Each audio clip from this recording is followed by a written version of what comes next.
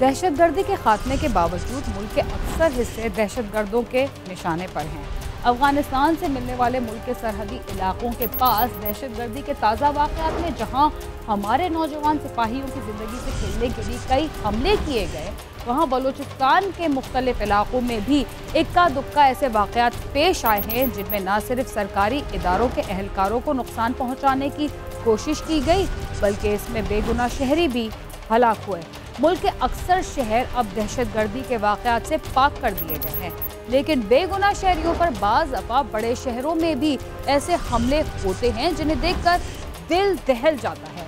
कराची, लाहौर और दूसरे अहम शहरों में बाज़ खानदानों के साथ दहशतगर्दी के ऐसे वाक़यात अचानक पेश आते हैं जिनमें इस बात का अंदाज़ा नहीं लगाया जा सकता कि ये सिलसिला कहाँ से शुरू हुआ और इसका मकसद क्या था। बाज़ ऐसे अफराद को भी दहशतगर्दी का निशाना बनाया जाता है जिनकी ना तो किसी के साथ कोई दुश्मनी होती है और ना ही वो कारोबारी तौर पर इतने मजबूत होते हैं कि उनकी ज़मीन, जायदाद या दौलत को हथियाने के लिए कोई बड़ी कार्रवाई की गई हो। इन बड़े शहरों में सिंध का शहर कराची हमेशा ही दहशतगर्दी की कार्रवाइयों का निशाना बनता रहा। इसकी एक वजह यह भी हो सकती है कि ये समंदर के साहिल पर वाक़ है और मुल्क के अहम सूबे बलूचिस्तान से भी इसकी सरहद मिलती है, जहां पड़ोसी ममालिक से आने वाले दहशतगर्द शहरियों को आसानी से दहशतगर्दी का निशाना बनाने की कोशिश करते रहते हैं। ताहम मौजूदा सूरत हाल पुलिस और सिक्योरिटी के दूसरे इदारों के लिए बहुत बड़ा चैलेंज बनकर सामने आई है, जिसका खात्मा ही मुस्तकबिल में अमन और अमान की सूरत हाल को बेहतरी की तरफ ले जा सकता है। कराची में मुख्तलिफ जुबानें बोलने वाले अफराद सदियों से आबाद हैं, मगर सियासी इख्तलाफात के बावजूद भाईचारे की फिजा हमेशा बरकरार रहती है। जो अफराद ऐसा नहीं करते उन्हें सियासी और समाजी तौर पर भी नुकसान होता है और इस शहर में उनकी वो इज्जत भी बाकी नहीं रहती जो किसी मुअज़्ज़ज़ शख्स या कबीले के लिए ज़रूरी समझी जाती है। माजी की तरह अब इस शहर में कोई लासानी झगड़ा होता है और न ही समाजी तौर पर लोग एक दूसरे के साथ शिद्दत पसंदी का सलूक करते हैं। इसके बावजूद बाज़ दफ़ा ऐसे दिल खराश वाक़यात सामने आते हैं जिन्हें देखकर हर शख्स को दिली सदमा होता है। इस शहर के इलाके मवाज मोड़ में एक मिनी ट्रक को दस्ती बम हमले का निशाना बनाया गया, जिसमें एक ही खानदान के 13 अफराद को जिंदगी की नेमत से महरूम कर दिया गया।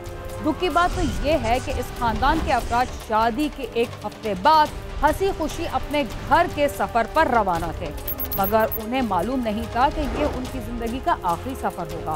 पुलिस ने वाक़े के 4 रोज़ बाद इस केस का मुकदमा इंसदाद दहशतगर्दी की दफ़ात के तहत नामालूम अफराद के खिलाफ दर्ज किया और वज़ीर आला सिंध ने धमाके में शहीद होने वाले अफराद के लवाहिकीन से वाक़े के 8 दिन बाद मुलाकात की।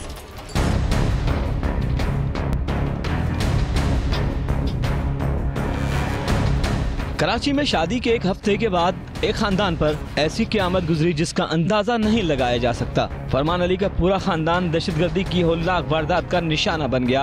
कराची के इलाके बल्दिया टाउन से अपने रिश्तेदारों के घर से वापस आने वाले मिनी ट्रक पर सवार खानदान पर मदीना कॉलोनी थाने की हदूद मवाज गोट मोड़ के करीब मोटरसाइकिल सवार अफराद ने दस्ती बम फेंक दिया था, जो जोरदार धमाके से फट गया।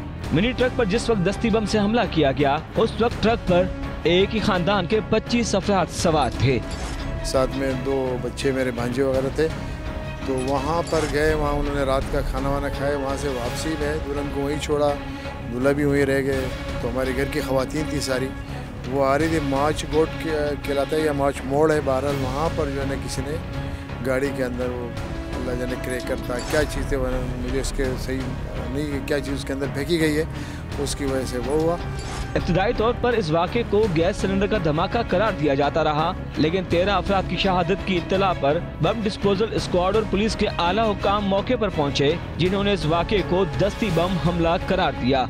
इस हमले में रूसी साख्ता ग्रेनेड इस्तेमाल किया गया। हादसे का शिकार खानदान कराची के इलाके कायदाबाद शेरपाव कॉलोनी का रिहायशी था। इस वाक़े से एक हफ्ते कबल मेराज खान के ब्रदर निस्बती ताहिर की शादी बल्दिया टाउन आबिदाबाद के रिहायशी अली बख्त खान की बेटी से हुई थी। 14 अगस्त को एक रस्म के तहत खानदान वाले दुल्हन को उसके मैके छोड़कर वापस आ रहे थे कि मवाज गोट के करीब नामालूम दहशतगर्दों ने उनकी गाड़ी पर दस्ती बम फेंका, जिसके नतीजे में 7 खवातीन और 6 बच्चों समेत 13 अफराद शहीद हो गए, जबकि इस वाक़े में 7 अफराद जख्मी भी हुए।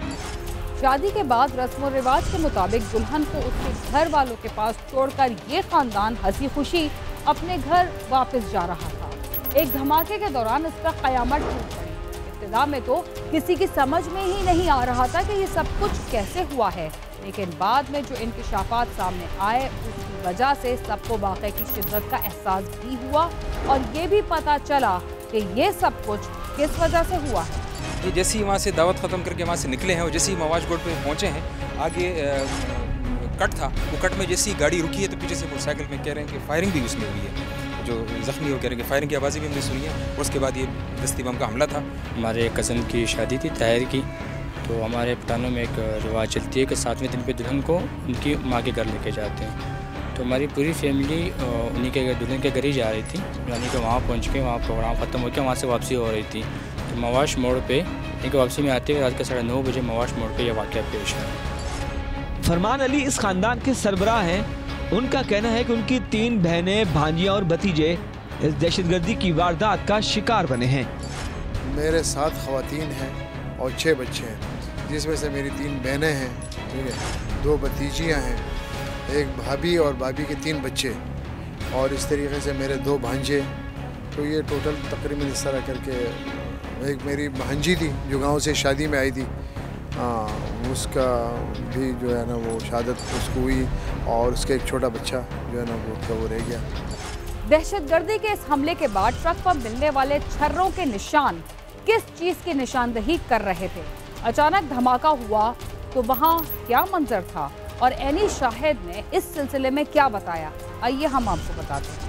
कराची के मदीना कॉलोनी थाने में खड़े मिनी ट्रक पर जा बजा छर्रों के निशानात बताते हैं कि मवाश मोड़ पर बम हमले का निशाना बनने वाली गाड़ी में सवार खानदान पर क्या क़यामत गुजरी होगी। ट्रक ड्राइवर का कहना है कि वो आबिदाबाद का ही रहने वाला है। उसके मोहल्लेदार ने उन्हें इस खानदान को गायदाबाद वापस छोड़ने के लिए कहा था और वो इस खानदान को वापस बिठा के जा रहा था कि मवाज गोड रूबी मोड़ के करीब उसे जोरदार धमाके की आवाज सुनाई दी। उसने जैसे ही गाड़ी रोकी तो हर तरफ धुआं ही धुआं था।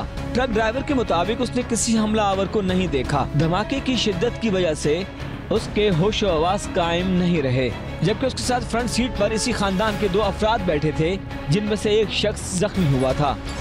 3000 में उनसे बात हुई, 8 बजे का टाइम दिया, 7:30 बजे मैं घर से निकला, 8 बजे मैं उनके पास पहुंच गया। वहाँ 1 घंटा गाड़ी खड़ी रही। 9 बजे वो लोगों ने मेरे से गाड़ी गली में लगवाई। मैं गाड़ी में बैठा हुआ था, पीछे से उन्होंने डाला खोला, उन्होंने सब कुछ किया। जब डाला बंद किया तो मुझे 2 लड़के मेरे साथ बैठ के बोला चलो, वहाँ से निकले, हम लोग आ गए। जैसे ये इसी जंगल स्कूल वाले रोड से आए, रूबी मोड़ से टर्न करके इसी रोड से आए। जैसे यहाँ से गाड़ी टर्न कर रही थी तो एकदम धमाका हो गया। मैंने किसी को नहीं देखा। आपके साथ 2 बैठे? मेरे साथ 2 बैठे हुए थे। एक लड़का जख्मी हुआ, एक लड़का कुछ नहीं हुआ। जो सेंटर में था वो जख्मी हुआ है। धमाके का निशाना बनने वाले खानदान के सरबराह मेराज खान जमात इस्लामी मलिर के मुकामी रहनुमा हैं, जबकि इस खानदान के सरबराह फरमान अली का ताल्लुक भी अवामी नेशनल पार्टी से है। एक साथ 13 अमवात पर इलाके की फिजा सोगवार है। इस खानदान से ताज़ियत के लिए अहम सियासी व समाजी शख्सियात और हुक्काम ने इनसे मुलाकातें भी की हैं, जिनमें गवर्नर सिंध और दीगर अहम सियासी शख्सियात शामिल थीं। उन तमाम अफराद ने इस सानहे और हुकूमती बेहिसी पर अफसोस का इजहार किया। सियासी रहनुमाओं का कहना था कि हुकूमत को इस केस की मुकम्मल और शफाफ इंक्वायरी करवानी चाहिए, जबकि वफाकी और सिंध हुकूमत ने शोहदा के लवाहिकीन से ताज़ियत करना भी गवारा नहीं किया। सियासी रहनुमाओं का ये कहना था कि हुकूमत को चाहिए कि वो इस खानदान की दाद रसी करे। देखिए, जो इन भाइयों का नुकसान हुआ है इसका तो कोई भी खमियाजा नहीं पूरा कर सकता। ये तो मतलब एक और किस किस्म की हरकत करी है। अली अकबर साहब में बात कर रहे थे कि तो इंसान कोई ऐसी हरकत नहीं कर सकता कि छोटे छोटे बच्चों को आपने शहीद कर दिया।